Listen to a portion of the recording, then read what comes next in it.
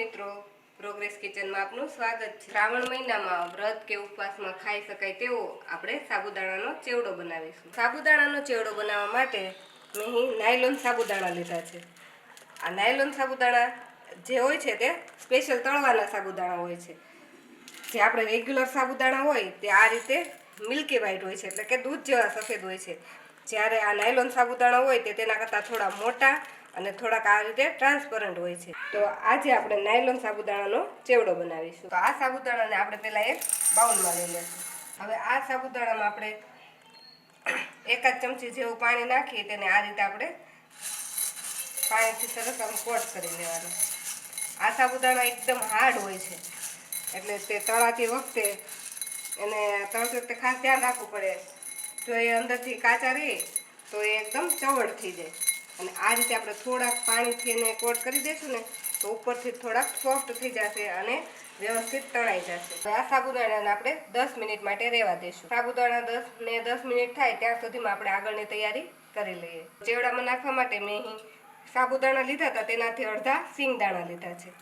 તો આ સિંગદાણાને પણ આપણે તળવાના છે। તેની સાથે મેં 20 થી 25 નંગ કાજુને આ રીતે ફાડા કરીને લીધા છે, અને 20 થી 25 નંગ બદામને પણ આ રીતે ફાડા કરી લીધી છે, અને 2 મોટી ચમચી જેટલી દ્રાક્ષ લીધી છે। આ બધી જ વસ્તુને આપણે વારાફરતી તળવાની છે। તો આપણે ચેવડો બનાવવા માટે મેં અહીં તેલ પણ ગરમ મૂકી દીધું છે, ને આ તેલ આપણું ગરમ થાય એટલે સૌથી પહેલાં તેમાં આપણે કાજુ તળી લઈશું। કેમ કે તેલનું ટેમ્પરેચર ઓછું હોય ત્યારે આપણે કાજુ તળી લેવાના, નહીંતર કાજુ ડાયરેક્ટ લાલ થઈ જાય। એટલે તો આ રીતનો મેં જારો લીધો છે, તેમાં આપણે આ રીતે કાજુ નાખી તેને આપણે તેલમાં તળી લઈશું। તો 1 જ મિનિટમાં આપણા કાજુ સરસ તળાઈ ગયા છે અને તે લાઇટ ગોલ્ડન થઈ ગયા છે। તો હવે આને બધું તેલ નિતારી આપણે તેને એક ડીશમાં લઈ લેશું। તો તેમાં આપણે બદામને તળી લઈશું।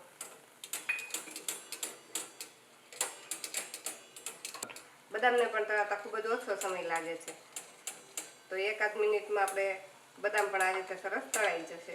બદામ પણ સરસ તળાઈ ગઈ છે, તો આ બદામને પણ આપણે ડીશમાં કાઢી લઈશું। તેવી જ રીતે આપણે સિંગના દાણાને પણ તળી સિંગ, દાણા, ડ્રાયફ્રૂટ તે બધી જ વસ્તુ તમારા ટેસ્ટ પ્રમાણે તમે વધારે ઓછી કરી શકો। જો આપણા સિંગના દાણા પણ તળાઈ ગયા છે અને આ રીતે સરસ ફૂટવા લાગ્યા છે। હવે આ તળાયેલા સિંગ દાણાને પણ આપણે ડ્રાયફ્રૂટ વાળી ડીશમાં કાઢી લઈશું। તેવી જ રીતે આપણે દ્રાક્ષને પણ તળી લઈશું। આ રીતે આપણી દ્રાક્ષ પણ સરસ તળાઈ ગઈ છે।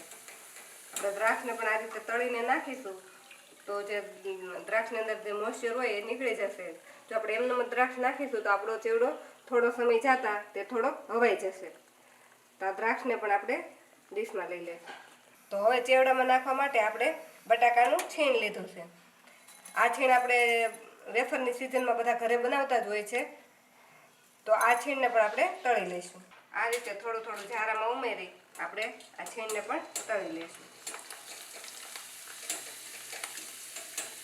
પેલા છીણને પણ આપણે એક બીજા વાસણમાં કાઢતા જઈશું।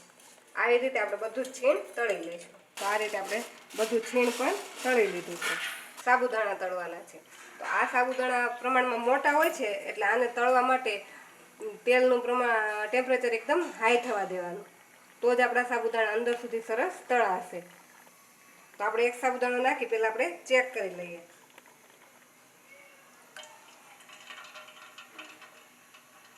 તો જો આ રીતે બહુ જ વાર થતાં ધીમે ધીમે સાબુદાણા ઉપર આવે છે, એટલે આપણું તેલનું ટેમ્પરેચર હજી થોડું ઓછું છે, એટલે હજુ આપણે થોડીક વાર માટે તેલને આવવા દેવું પડશે। સાબુદાણાને આપણે બહાર કાઢી ચેક કરીએ તો થોડો ઠંડો થવા દઈએ, પછી એને ચેક કરીએ કે એ અંદર સુધી ક્રિસ્પી થઈ ગયો છે કે નહીં। જો આપણું તેલ બરાબર ફૂલ આવેલું ન હતું એટલે આપણો સાબુદાણો એકદમ આ રીતે કડક થઈ ગયો છે, તે અંદર સુધી તળાયો નથી।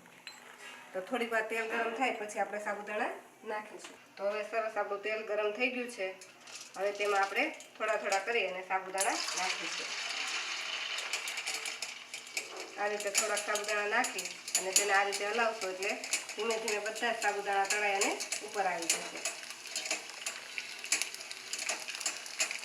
આ રીતે આપણે સાબુદાણાનો એક બેચ તળાઈ ગયો છે।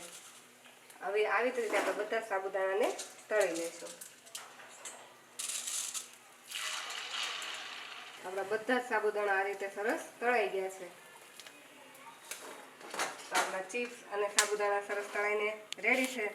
હવે આપણે તેમાં થોડા લીમડાના પાનને પણ આમાં તળી દઈશું. હવે આપણે ગેસને બંધ કરી દઈશું તો પણ ચાલશે, અને તેમાં આપણે આ રીતે લીમડાના પાન તળી લઈશું. તળેલા લીમડાના પાનને પણ આપણે ચિપ્સ અને સાબુદાણા સાથે એડ કરી દઈશું. કોઈ પણ ચેવડામાં આ રીતે લીમડાના પાન તળીને નાખીએ તો તેનો ટેસ્ટ એકદમ સરસ આવતો હોય છે. એક વઘારીયામાં 2 થી 3 ચમચી જેટલું તેલ લઈ લેશું, અને તેમાં આ રીતે ઝીણી સ્લાઇસમાં કટ કરેલી આપણે મરચીને એડ કરી દઈશું.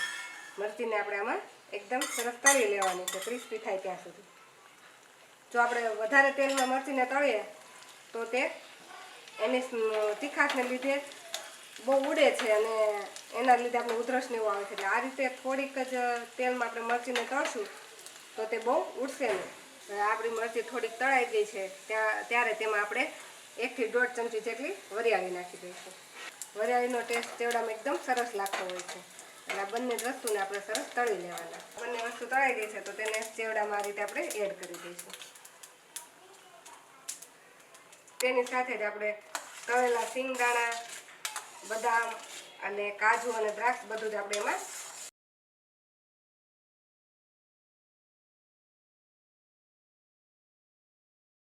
હવે આ બધી જ વસ્તુને આપણે આ રીતે મિક્સ કરી દઈશું.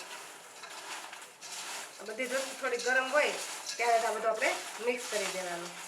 અને આ લીમડાના પાન બહુ મોટા હોય તો તેને આ રીતે થોડાક ચોળી નાખવાનું. આપણી બધી જ વસ્તુ સરસ મિક્સ થઈ ગઈ છે. હવે આપણે આમાં થોડાક મસાલા કરી લઈશું. હવે આપણે આમાં સ્વાદ પ્રમાણે મીઠું નાખીશું. આપણે જે ચિપ્સ હતી તે મીઠાવાળી જ હતી, એટલે સાબુદાણા અને ડ્રાયફ્રૂટના ભાગનું આપણે આમાં મીઠું નાખીશું. આપણે વ્રત કે ઉપવાસમાં ખાતા હોય ત્યારે આપણે આમાં સિંધા નમકનો ઉપયોગ કરીશું. એટલે અડધી ચમચી જેટલું મેં અહીંયા સિંધો મીઠું નાખેલું છે. તેની સાથે જ અડધી ચમચી જેટલો સંચળ પાવડર નાખી દઉં છું. ચેવડાને ખાટો મીઠો ટેસ્ટ આપવા માટે તેમાં આપણે અડધી ચમચી જેટલો આમચૂર પાવડર નાખી દઈશું. બજારમાં જે રેડીમેડ ચેવડા મળતા હોય તેમાં આમચૂર પાવડરની જગ્યાએ તે સાઇટ્રિક એસિડ એટલે કે લીંબુના ફૂલનો પાવડર નાખતા હોય છે. અને તેમાં આપણે 3 મોટી ચમચી જેટલી, કે આપણે જેટલો ચેવડાને ગળપણ આપવું હોય તેટલી આપણે ખાંડ નાખી દેવાની. તો હું અહીં 3 ચમચી જેટલી દળેલી ખાંડ નાખું છું. હવે આ બધી જ વસ્તુને આપણે સરસ હાથેથી આ રીતે મિક્સ કરી દઈશું. કેમ કે આ બધી જ વસ્તુ થોડીક ગરમ છે એટલે આપણા બધા જ મસાલા એની સાથે સરસ ચોંટી જશે. તો જો બજારમાંથી આપણે ચેવડો લાવતા હોય તો આ ચેવડો ખૂબ જ મોંઘો મળતો હોય છે. તો આ રીતે આપણે ઘરે જ ચેવડો બનાવી અને આખો શ્રાવણ મહિનો આ ચેવડો ખાઈ શકીએ છીએ, અને બજાર કરતાં ખૂબ જ ઓછા ખર્ચમાં બનીને તૈયાર થાય છે. આ ચેવડો ઠંડો થાય પછી આપણે તેને એરટાઇટ કન્ટેનરમાં ભરી લેવાનો, જેથી તે હવાય નહીં અને લાંબો સમય સુધી ક્રિસ્પી રહે. તમને અમારા સાબુદાણાના ચેવડાની રેસીપી ગમી હોય તો અમારા વિડીયોને લાઇક કરો અને પ્રોગ્રેસ કિચન ચેનલને સબસ્ક્રાઈબ કરો.